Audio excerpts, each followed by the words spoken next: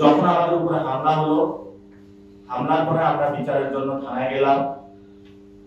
থানায় যাওয়ার পরে তারা মামলা না নিয়ে বিদ্যুতের লাইন তারা অফ করে দিল। আমরা চেক করলাম আশেপাশে প্রত্যেকটা জায়গায় হলো বিদ্যুৎ আছে, শুধু ঝিনাইদহ সদর থানায় বিদ্যুৎ ছিল না। তারা 6 ঘন্টা বিদ্যুৎ অফ রেখেছে। তারা শুধু আসামি করছিল মামলা নিবে, একটু পরে ওসি এসপি হলো থানা থেকে হলো সটকে পড়ে। এরপরে হলো তারা যখন সন্ধ্যার পরে রাতের অন্ধকার হয়, আমাদেরকে এসে থ্রেট করা শুরু করে যে বাহির থেকে লোক নিয়ে এসে আমাদেরকে মারা হবে। বিভিন্ন এমপি মন্ত্রী দিয়ে আমাদেরকে ফোন দেওয়া শুরু করে। আমরা বলেছি আমরা বিচারের জন্য এসেছি, মামলা না করে আমরা যাব না।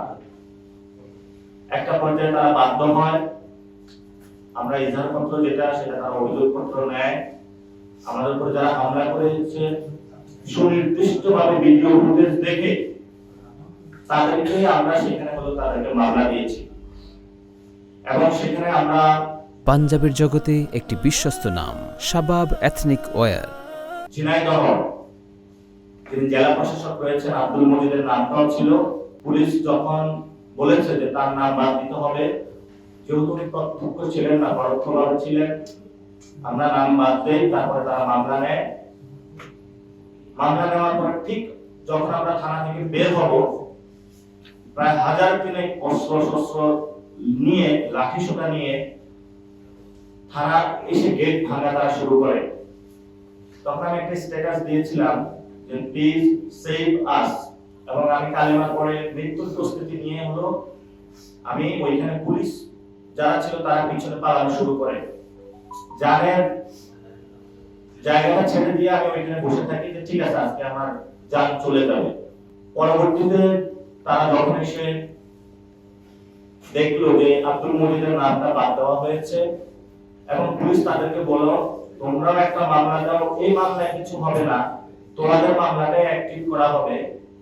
তখন পুলিশ তাদের সাথে একটা নেগোসিয়েশন করে। আমাদের যেটা দেখে মনে হয়েছে একসাথে পুলিশ আমাদের উপরে হামলা করেছে, 8 ঘন্টা বিদ্যুৎ বন্ধ রেখে রাতের বেলা আমাদের পুলিশ তাদেরকে ডেকে নিয়ে এসে আমাদেরকে খুন করতে চেয়েছিল।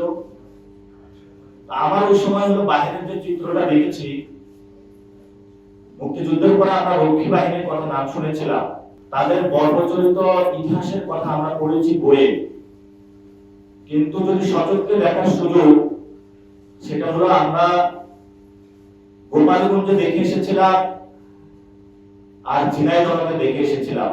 হামলা, অস্ত্রশস্ত্র একই কায়দা, শুধু এটা দলের মধ্যে পার্থক্য।